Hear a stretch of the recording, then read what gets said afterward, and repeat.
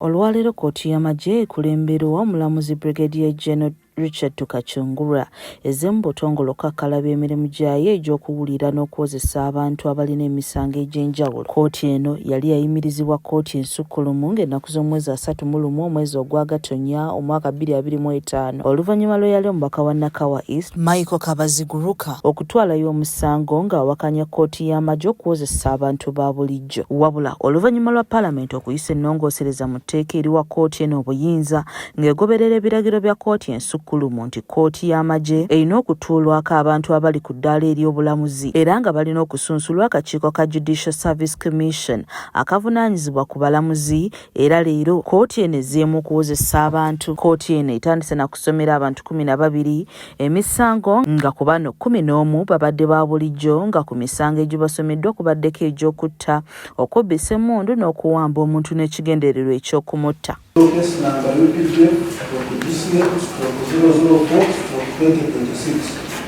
Dated 12 February 2026. Charge sheet Uganda vs. RA 285615. Abavunaaniddwa kubaddeko Sergeant Karamuzi Jotham, Mugabe Muhammad Ali, Nabasa Daniel, Tasingika Paul, Kasule Tone, Bwambale Nason Ndianabo, Sabit Ibrahim, Bona Ronald, Bwambale Elvin, Asimwe Edwin, Nekasada Alan nga bonna bantu ba bulijjo. Kigambibwa nti abasibe bano ng'ennaku z'omwezi lumu omwezi ogwa Ntenvu omwaka 2025 ekigoma A7 Bwambale Nason Ndianabo have not understood the charge against you from count 2. Bwambale Nason Ndianabo Okaifa Hassan Omowa Onomuli Musango.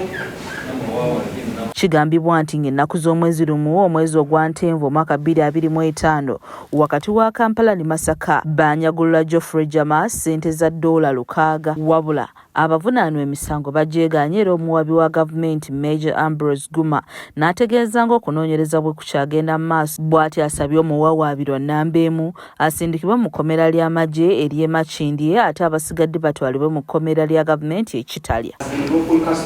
For about 8 months. No, that is it. Bannamateeka b'abawawaabirwa basabye kkooti okuwa abantu baabwe ennaku ntono ez'okuddirako mu kkooti kuba bamazeeko alimanda ennaku ezisukka 4 wabula nga kkooti ekigaanye era bw'etyo ne basindika ku alimanda okutuusa ng'ennaku z'omwezi 26 omwezi guno. Mu ngeri y'emu kkooti eno evunaanye Major JB Byalimaana omutuuze w'e Seeta Mukono okutaataaganya enkwasa y'amateeka wamu n'okukozesa emmotoka ya gavumenti okutambulizaamu abasibe nga tafunye lukusa era ng'ono emisango ajeegaanye. Oluvannyuma lwa kkooti twogeddeko n'omulamuzi agitwala Brigadier General Richard Tukachungura n'atubuulira engeri gye beetegeseemu okuwulira emisango gino. Civilians, not every civilian will be tried in a military court.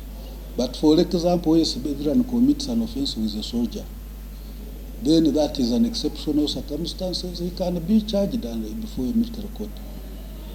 Ono atubuulidde ensonga lwaki bazzeemu okuwozesa abantu ba bulijjo mu kkooti eno. Court martial can go even and sit in Moroto, or it can go to Guru.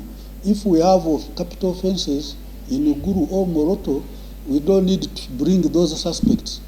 Say they must come, be in Ruzira, be in Makindye, and it will expedite the whole case disposal. Because if an offense is committed, for example, in Moroto, witnesses are in Moroto. Wabula ono ategeezezza nti baakugoberera etteeka erya UPDF eryakolebwamu ennongoosereza mu buli kye bagenda okukola. Kkooti eno yaakuddamu okutuula olunaku olw'enkya. Zaawedde Hindu yakusakidde emboozi eno ku lwa KSTV agaleero.